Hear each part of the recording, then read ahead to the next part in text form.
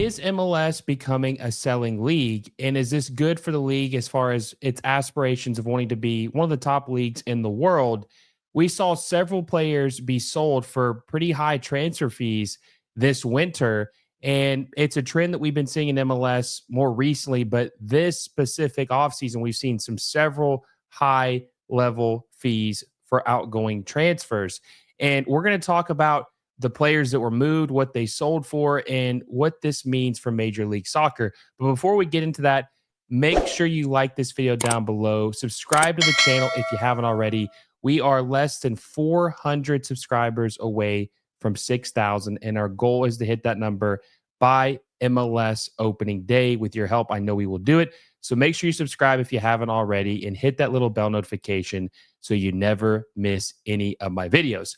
Now, let's start off with the highest or most expensive outgoing transfer this offseason, and that is Cucho Hernandez, who, according to Transfer Market, was sold for 13 million euros to Real Betis. Now, this is one of the best players in Major League Soccer. He was the runner-up in the 2024 MVP race, losing to Lionel Messi, which is not bad company, obviously.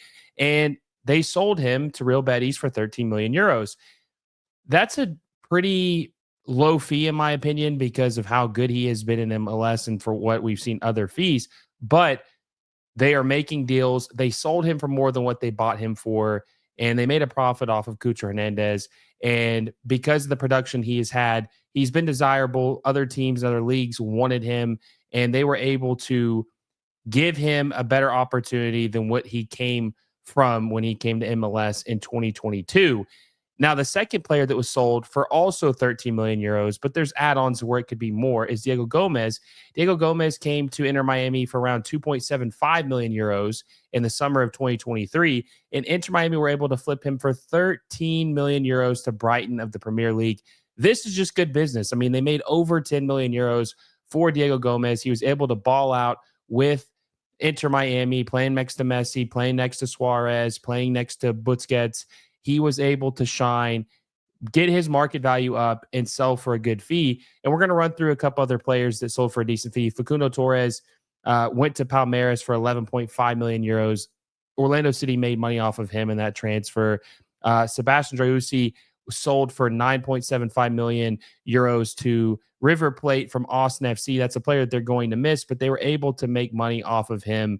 When Austin FC, I think, paid around 7.5 million euros for him back in 2022 for their inaugural season. So they were able to make money off of him.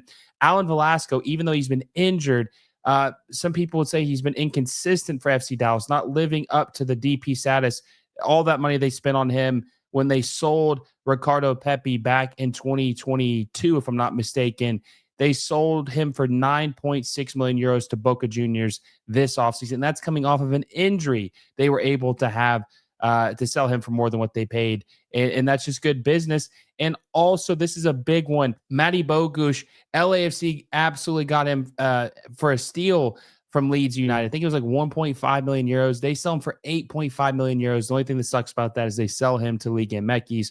Obviously, a rival league of MLS, a league that MLS is trying to surpass, and they sell him to that league. So obviously, he will probably be a very good player for Cruz Azul if he's anything like he was with LAFC in last year and in years past. He was their best player a lot of times. But if you see the trend, all those players sold for 8.5 million euros or more. Now, the question is this good for Major League Soccer to be exporting all of their talent to other leagues? And me personally, I say yes, this is good because this proves that there is desirable talent in Major League Soccer that other leagues want. And it shows that you can come to Major League Soccer, whether you're from Argentina, playing for a smaller league in Europe, or even a bigger league in Europe. Cucho Hernandez played for Watford of the Premier League, and he came over here, was able to improve more as a player with the minutes he was given, and got his move to Real Betis like we talked about.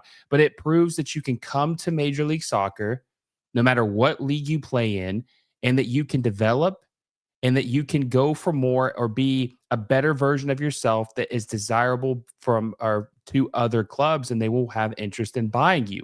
Now, this isn't this year, but Miguel Moran came to Major League Soccer in Atlanta United in 2017, played here for 2 years, and in 2019 broke the MLS outgoing transfer record, was sold for $27 million to Newcastle United in 2019. An incredible fee. Look at John Duran. John Duran played for a Colombian team. Chicago's a smaller Colombian team. Chicago spent 1.75 million euros on him, sold him to Aston Villa for a total after the kickbacks they got with his sell-on clause, 30 million euros. He ended up being sold to Al Nassr of the Saudi League for 75 million euros, if I'm not mistaken. So they were able to turn a player they spent 1.5 million euros for into 30 million euros. And when you have these players be sold for this, it just adds way more credibility to the league and proves that this is a league, not necessarily of choice, but which that's going to be the next step, but a league where you can develop and teams around the globe will want you. Now, is MLS the Eredivisie? Not yet. They're not selling players for 30 or 40 or 50 or 60 million yet, but this is a step in the right direction. We see this in the Portuguese league. They are exporting talent for more than what they're paying for it. And that just means that more players, especially in South America, because we've seen we've seen an influx of South American talents come to Major League Soccer over the last couple of years. They're going to want to come to Major League Soccer because they believe that they can get to a better league through MLS. It is a stepping stone. And even if a player is here for 1 or 2 years, we're getting talented players that we wouldn't have gotten in years past. Thiago Almada sold to Botafogo for 20 million euros, and now he's playing for Lyon in France because they're owned under the same ownership group. But that's a player that came to MLS when he probably could have went to Europe before he came to MLS. He played with Atlanta United, played really well. Maybe didn't sell for as much as he thought he would sell for in the beginning, but played well enough to get a step up, a move. Won the Copa Libertadores with his South American team. He's going to Lyon. This is what we need more of in Major League Soccer. It is a good thing, and one day we will be the destination league where players come to finish their career, not finish their career like as in they're too old or past their prime, but come here and expect to stay here, and they are in their prime age of playing days. We've seen this in MLS that a couple players like Emmanuel Latte spent 22 million, but could be 27, 28 million. Atlanta United with add-ons come to MLS at 26. This will probably be his big payday, his big move. We will start to see more of that. I would say in years to come, but we are seeing young, talented players come to Major League Soccer, play really well, get sold to a bigger club, or at least get a pay raise, or get the team that bought them or sold them is making a good profit margin off of them. Like we talked about with Matty Bogusz and Cruz Azul, they made like 6 or 7 million off of that deal.